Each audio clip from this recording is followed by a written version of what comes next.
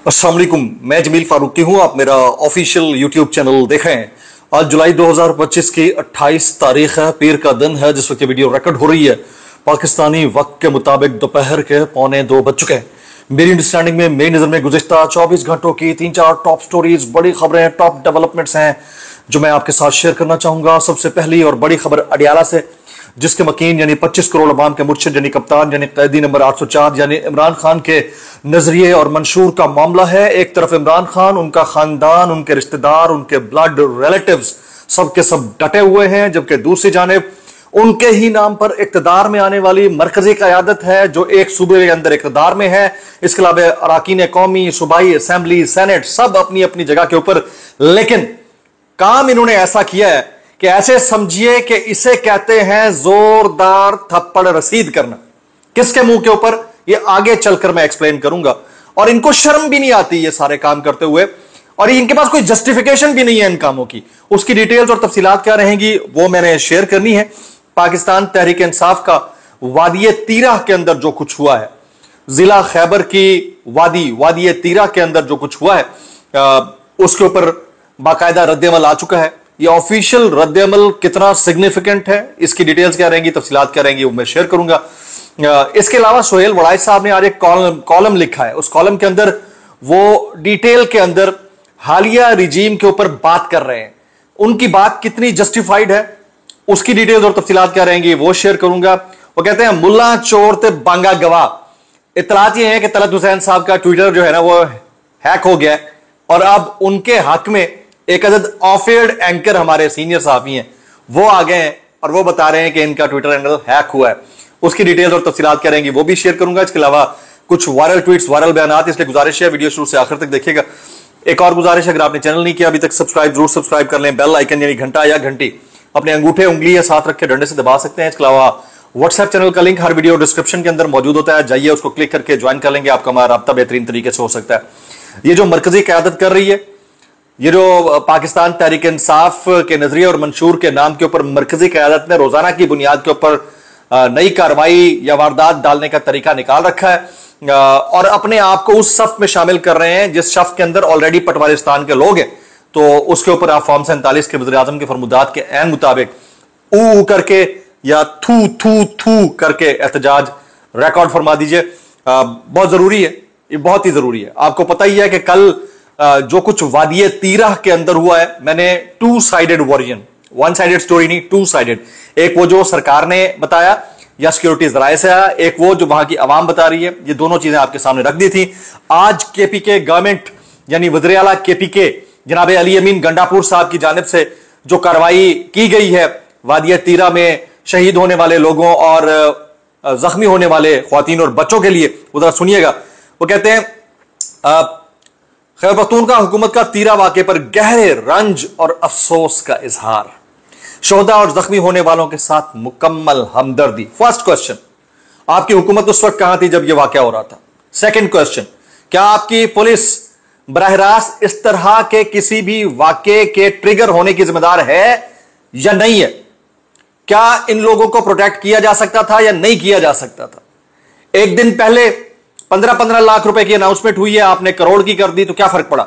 आगे सुनिए, वो कहते हैं, इसे कहते हैं अपने ही मुंह के ऊपर, दूसरे के मुंह के ऊपर नहीं, अपने ही मुंह के ऊपर जोरदार चांटा या तमाचा रसीद करना। और लोगों को समझते हैं ये बेवकूफ, कुछ और समझते नहीं। मुझे बताएं, जितने भी ड्रोन अटैक्स हुए, क्या केपीके गवर्नमेंट को नहीं था पता कि यहां पर क्या हो रहा है?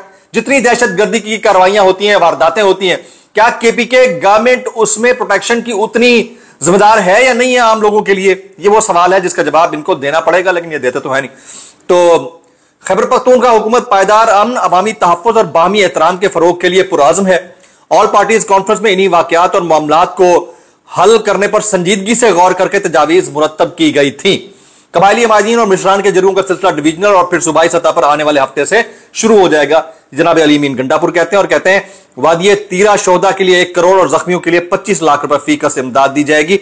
अली अमीन गंडापुर साहब ने यह वाला ऐलान करके कीमत लगा दी है शोहदा की और जख्मियों की, और उससे पहले 15-15 लाख रुपए ऑलरेडी कीमत लग चुकी है। मामला सेटल डाउन तकरीबन हो चुका है, लेकिन यह सवाल बहरकैफ मरकजी क़यादत से पूछा जाना चाहिए, क्योंकि केपीके में गवर्नमेंट इनकी है। और मेरी नजर में ये वाकया होना ही नहीं चाहिए था, और अगर हुआ है तो ये रोका जा सकता था, इतना एलिवेट नहीं होने देना चाहिए था। और अब सांप गुजरने के बाद लकीर पीटने की जो आदत जिस तरह पंजाब के अंदर होता है, सिंध के अंदर होता है, बलूचिस्तान के अंदर होता है, केपीके के अंदर भी होने लग गया है। तो फर्क इसके अंदर उनके अंदर क्या रहा? हमारे दोस्त हैं शाकिर महमूद आबान, ये ट्वीट करते हैं, कहते हैं कि एक जान इज इक्वल टू 1 करोड़ रुपए। वादिया तीरा शोदा के लिए 1 करोड़ और जख्मियों के लिए 25 लाख रुपए फी कसम इमदाद दी जाएगी।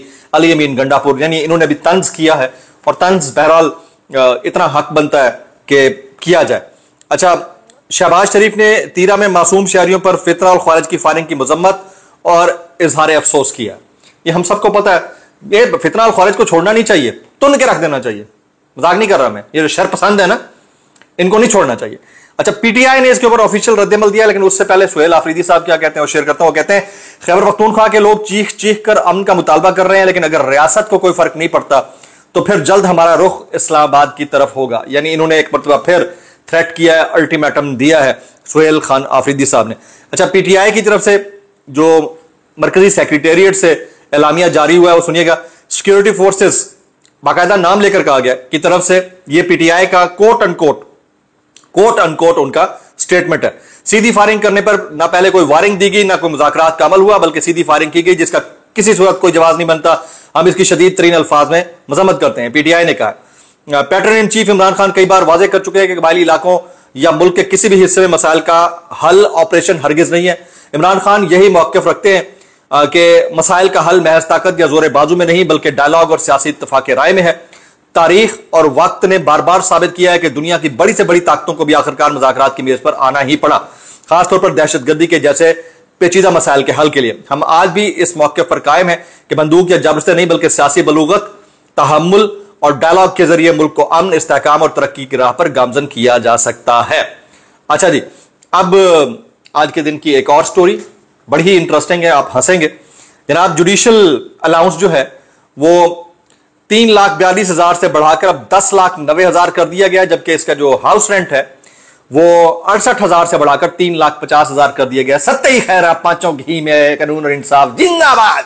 भाईजान चुप के रखो, अल्लाह दी कसम। वो जो लगाया था ना मार्गला एवेन्यू के ऊपर 2 हाथों वाला स्टैचू, ठीक था, वो रिफ्लेक्शन था हमारे मयारात की। तो अब क्या कर सकते हैं, अयाशी, मजे, लूटमार और इंसाफ की अदम फरामी, यही सिलसिला चले जा रहा है जनाब। नौरीन नियाजी साहिबा, आज उनका स्टेटमेंट आया है और बड़े दिलसोज, हॉट रेंचिंग किस्म के कमेंट्स हैं, जरा सुनिएगा।